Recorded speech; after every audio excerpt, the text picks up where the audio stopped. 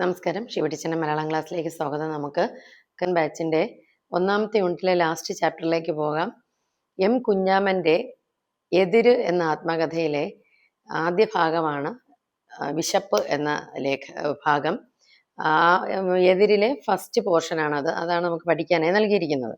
അപ്പോൾ ഈ എം കുഞ്ഞാമനെ കുറിച്ച് പറഞ്ഞാൽ അദ്ദേഹം സമൂഹത്തിൽ വളരെ താഴ്ന്ന ജാതിയിൽപ്പെട്ട ആളായിരുന്നു. ഒരുപാട് ബുദ്ധിമുട്ടുകൾ അനുഭവിച്ചിട്ടുണ്ട്. പക്ഷെ അതിൽ നിന്നൊക്കെ അദ്ദേഹം പഠിച്ചുയരുകയാണ് ചെയ്തത്. പക്ഷെ പഠിക്കുന്ന സ്ഥലത്തുമൊക്കെ ഒരുപാട് വിമർശനങ്ങളും കുറ്റപ്പെടുത്തലുകളും ഒറ്റപ്പെടലുകളും അനുഭവിച്ച ഒരു വ്യക്തിയാണ്. അതുകൊണ്ട് തന്നെ പിന്നീട് എക്കണോമിസ്റ്റായിട്ട് അദ്ദേഹം മാറുകയും ഉയർന്ന സർവകലാശാലകളിൽ കേരളത്തിന് പുറത്തുള്ള IIT പോലുള്ള സ്ഥാപനങ്ങളിലൊക്കെ വർക്ക് ചെയ്തെങ്കിലും തനിക്ക് ലഭിച്ച കേന്ദ്ര സർക്കാരിൻ്റെ അവാർഡ് വരെ നിരസിക്കുന്ന ഒരു സാഹചര്യമാണ് കുഞ്ഞാമന് ഉണ്ടായിരുന്നത്.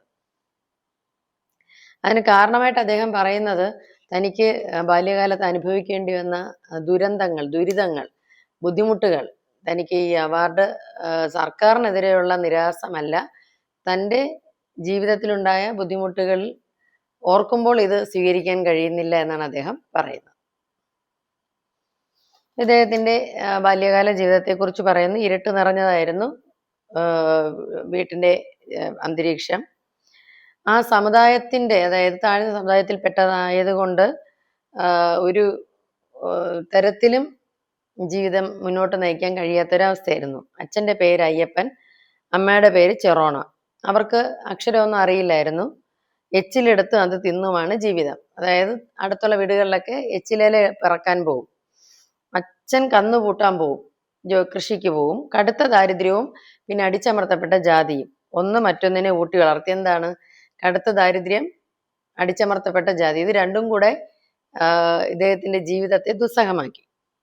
അപ്പൊ മലബാറിലെ പട്ടാമ്പിക്ക് അടുത്ത വാടാന കുറിശിയിലാണ് വീടെന്ന് പറയാൻ പറ്റില്ല, ചാള.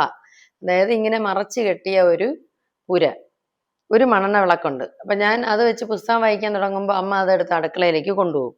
അപ്പൊ എന്നിലേക്ക് ഇരുട്ട് അരിച്ചു കയറി ഞാൻ ഇരുട്ടിന്റെ ലോകത്ത് ഒറ്റയ്ക്കായി മാറും.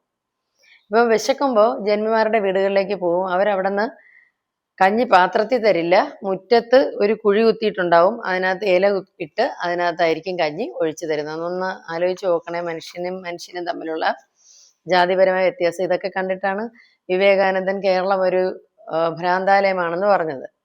14 വയസ്സുള്ളപ്പോഴാണ് വീടിനടുത്തുള്ള ജന്മിയുടെ വീട്ടിൽ പണിക്ക് ചെന്നതാണ്. അപ്പോൾ അവര് കഞ്ഞി തന്നു. ഒരു കുഴിയിൽ ഇല വെച്ചിട്ട് അതിലാണ് കഞ്ഞി ഒഴിച്ച് തന്നത്. അപ്പോൾ അവിടെ ഒരു ഭയങ്കരനായ പട്ടി ഉണ്ടായിരുന്നു. ആ പട്ടി വന്ന് ഈ കുഞ്ഞാമനെ ആക്രമിച്ചിട്ട് ഇവനെ കടിച്ചു മാറ്റുകയാണ്. തിരിഞ്ഞു നോക്കുമ്പോൾ എനിക്ക് ആ പട്ടിയോട് ഒരു തരത്തിലുള്ള വിഷമവും ഇല്ല. ആഹാരത്തിന് വേണ്ടിയുള്ള 2 ജീവികളുടെ മത്സരമാണ് അവിടെ നടന്നത്. 2 പട്ടികൾ കഞ്ഞിക്ക് വേണ്ടി മത്സരിച്ചു. അപ്പം പട്ടി കടിച്ച മുറിവിൽ നിന്ന് എനിക്ക് രക്തം വന്നപ്പോൾ എനിക്ക് വേദന ഉണ്ടായപ്പോൾ വേദന തോന്നിയില്ല. അപ്പൊ എൻ്റെ അവസ്ഥയിൽ വേറൊരു ജീവിയും കൂടെ ഉണ്ടെന്നുള്ള ഒരു സഹതാപം മാത്രമാണ് എനിക്ക് തോന്നിയത്. ഇനി നമ്മുടെ സമുദായത്തിന്റെ പാണർ സമുദായത്തിൽപ്പെട്ട ആളാണ് കുഞ്ഞാമൻ. ജോലി ഓലക്കുട ഉണ്ടാക്കലായിരുന്നു. ഉയർന്ന ജാതിക്കാരുടെ വീട്ടിൽ അടിയന്തരം സദ്യയൊക്കെ ഉണ്ടാകുമ്പോൾ വാഴയില മുറിച്ചു കൊടുക്കുന്നത് ഇവരാണ്. സദ്യ കഴിഞ്ഞ് എച്ചിലെടുക്കാൻ പറ്റും. അങ്ങനെ എച്ചിലെടുക്കുമ്പോൾ ആർത്തിയോടെ എടുക്കും, കാരണം അത് കളയില്ല, അത് കഴിക്കും. സ്കൂളിൽ പഠിക്കുമ്പോൾ, ഹൈസ്കൂളിലൊക്കെ പഠിക്കുമ്പോൾ കൂടെ പഠിക്കുന്ന കുട്ടികളുടെ വീട്ടിൽ എച്ചിലേല എടുക്കാൻ പോവും. അപ്പൊ അവര് കാണെ ഈ എച്ചില് തിന്നുമ്പോൾ അതൊരു വല്ലാത്ത വിഷമം ഉണ്ടാക്കിയിരുന്നു. പക്ഷെ എല്ലാ നാണക്കേട് ഇല്ലാതാക്കുന്ന, ലജ്ജയിലെ ഇല്ലാതാക്കുന്നതാണ് വിശപ്പിന്റെ ആ ഒരു വല്ലാത്ത കത്തൽ. ഇപ്പൊ പുസ്തകം സ്ലേറ്റ് ഷർട്ടും ഇല്ലാതെയാണ് സ്കൂളിൽ പോയിരുന്നത്. പഠിക്കാൻ വേണ്ടിയല്ല പോണത്. പുസ്തകമില്ല, സ്ലേറ്റില്ല, ഷർട്ടില്ല. ഉച്ച വരെ അവിടെ ഇരുന്നാൽ ഉച്ചയ്ക്ക് കഞ്ഞി കിട്ടും. അപ്പൊ സ്കൂളിൽ പോകുന്ന ഒരു പിഞ്ഞാണവും കൊണ്ടാണ്, കുഴിയൻ പാത്രവും കൊണ്ടാണ് പോകുന്നത് കഞ്ഞിക്ക് വേണ്ടി. അന്ന് ഹൈസ്കൂളിൽ ഉച്ചക്കഞ്ഞി ഇല്ല.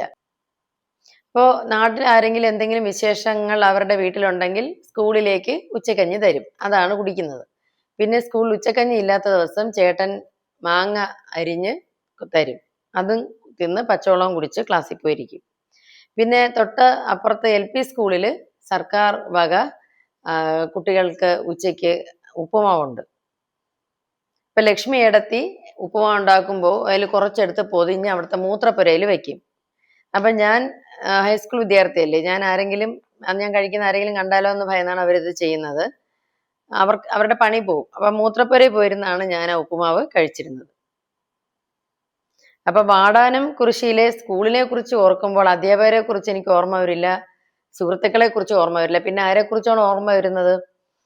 തനിക്ക് LP സ്കൂളിൽ നിന്നുള്ള ഉപ്പുമാവ് പൊതിഞ്ഞ് മൂത്രപ്പുരയിൽ വെച്ച് തന്നിരുന്ന ലക്ഷ്മിയേടത്തിയാണ്. അപ്പൊ അവര് ഉപ്പുമാവ് തന്നില്ലായിരുന്നെങ്കിൽ എനിക്ക് ക്ലാസ്സിൽ ഇരുന്ന് പഠിക്കാൻ പറ്റില്ലായിരുന്നു. അപ്പൊ എനിക്ക് MA ക്ക് 1ാം റാങ്ക് കിട്ടിയപ്പോൾ അവര് പറഞ്ഞു, എടാ എന്റെ ഉപ്പുമാവ് തിന്ന് പഠിച്ചിട്ടാണ് നിനക്ക് റാങ്ക് കിട്ടിയത്.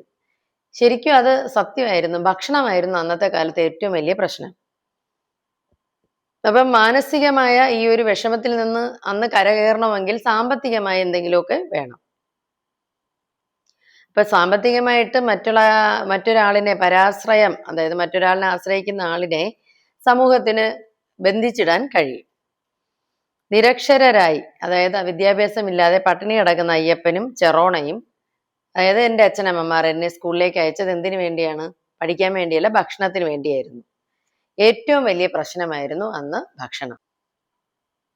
ഇപ്പൊ വിശപ്പെന്ന് പറഞ്ഞ ഒരു വ്യക്തിയുടെ പ്രശ്നമല്ല, അതൊരു സമൂഹത്തിന്റെ പ്രശ്നമാണ്. അത് തിരിച്ചറിയാൻ മറ്റുള്ളവർക്ക് കഴിയണം എന്നാണ് അദ്ദേഹം പറയുന്നത്. ഒപ്പം തന്നെ ഇതിനോടൊപ്പം പാഠഭാഗത്തില് ആത്മകഥ എന്ന് പറഞ്ഞ ഒരു കവിത കൊടുത്തിട്ടുണ്ട്. KK ശിവദാസിന്റെ കവിതയാണ്. അതിന്റെ കണ്ടന്റ് കൂടെ പറയാം. കവി തന്റെ ജീവിത കഥയെ ഒരു കവിതയുടെ രൂപത്തിൽ ആവിഷ്കരിക്കുകയാണ്. അപ്പൊ മനുഷ്യന്റെ ആത്മീയ അന്വേഷണവും ജീവിതത്തിൽ ലഭിക്കുന്ന ആത്മബോധവുമൊക്കെയാണ് ഈ കവിത സൂചിപ്പിക്കുന്നത്. അയിരൂർ സ്വരൂപത്തിന്റെ അടിമകൾ എൻ്റെ പൂർവികർ, അച്ഛന്റെ അച്ഛനും ചേട്ടനും തെങ്ങ് കയറ്റക്കാർ. എൻ്റെ അച്ഛന്റെ അച്ഛനും എൻ്റെ ചേട്ടനും ഒക്കെ തെങ്ങ് കയറ്റ തൊഴിലാളികളാണ്. അച്ചാച്ചന്റെ ബ്ലാക്ക് ആൻഡ് വൈറ്റ് മരണചിത്രം കണ്ടത് ഓർമ്മയുണ്ട്.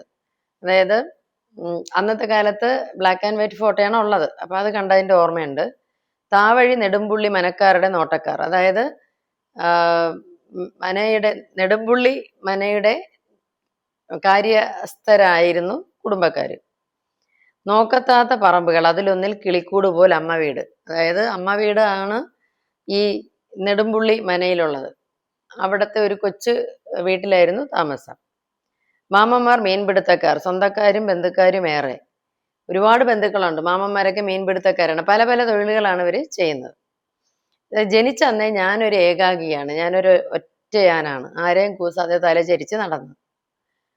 പൂർവികം കടന്ന് അച്ഛൻ അണിഞ്ഞ പട്ടാള യൂണിഫോം കണ്ണു തുറന്നപ്പോഴേ ഉള്ളിൽ തറഞ്ഞു. അതായത് പൂർവ്വകാലത്ത് ആണ് അച്ഛൻ്റെ അച്ഛനും ചേട്ടനും ഒക്കെ തെങ്ങ് കയറ്റക്കാരായത്. അച്ഛൻ അണിഞ്ഞിരുന്ന പട്ടാള യൂണിഫോം പിന്നീട് കണ്ണിൽ തറച്ചു. അപ്പോഴേക്കും താൻ കുറെ കൂടെ ജീവിതത്തെ നേരിടാൻ പഠിച്ചു. കാലം പോകെ, പ്രായം കടന്നു പോകെ വലംകാലിൽ തളപ്പും. അതായത് ജീവിതത്തിന്റെ ആ സിറ്റുവേഷൻ മാറുന്നില്ലല്ലോ, അല്ലെങ്കിൽ ആ ഒരു പൂർവികരുടെ ചിന്തയുണ്ടല്ലോ. അപ്പോൾ തെങ്ങ് കയറ്റം എന്നുള്ളത് ഞങ്ങളുടെ പരമ്പരാഗത കുലത്തൊഴിലാണ്. അപ്പൊ അതിന് തെങ്ങ് കയറാൻ വേണ്ടി കാലിൽ ഇടുന്ന സാധനമാണ് തളപ്പ്. അതിട്ടിട്ടാണ് തെങ്ങിൽ കയറുന്നത്. അപ്പൊ ഇടംകാലിൽ തളപ്പ്. പക്ഷെ അച്ഛൻ പട്ടാളക്കാരനായതുകൊണ്ട് ഒരു കാലില് ബൂട്ട്സ്, അതും ഇട്ട് ബാലൻസ് ചെയ്ത് നീങ്ങുന്ന ഒരാളായിട്ട് മാറി ഞാൻ. പകുതി അടിമ പകുതി യോദ്ധാവ്. അപ്പം നമ്മളെ വ്യക്തികൾ സമൂഹത്തിന്റെ സമ്മർദ്ദങ്ങൾക്ക് അടിമപ്പെട്ട് ജീവിക്കുന്നു എന്ന് തന്റെ കവിതയിലൂടെ ശിവദാസ് പറയുകയാണ്. തുടർച്ചയാണ് ജീവിതം. ജീവിതം എപ്പോഴും ഒരു തുടർച്ചയാണ്. അതിൽ യഥാർത്ഥത്തിൽ നമ്മൾ ആരാണെന്ന് നാം തിരിച്ചറിയുന്നതാണ് യഥാർത്ഥത്തിലുള്ള സത്യാന്വേഷണം. ഒരു കാലിലെ തളപ്പും ഒരു കാലിൽ ബൂട്ടുമായിട്ട് നിൽക്കുന്ന ഒരു വ്യക്തിയാണ് എന്നത് ചിത്രീകരിക്കുന്നത്. അപ്പോൾ ഈ കവിത ആധുനിക മനുഷ്യന്റെ ആ ഒരു സത്വസങ്കല്പത്തെ, വ്യക്തിത്വ അവബോധത്തെ കുറിക്കുന്ന ഒരു കവിതയാണ്.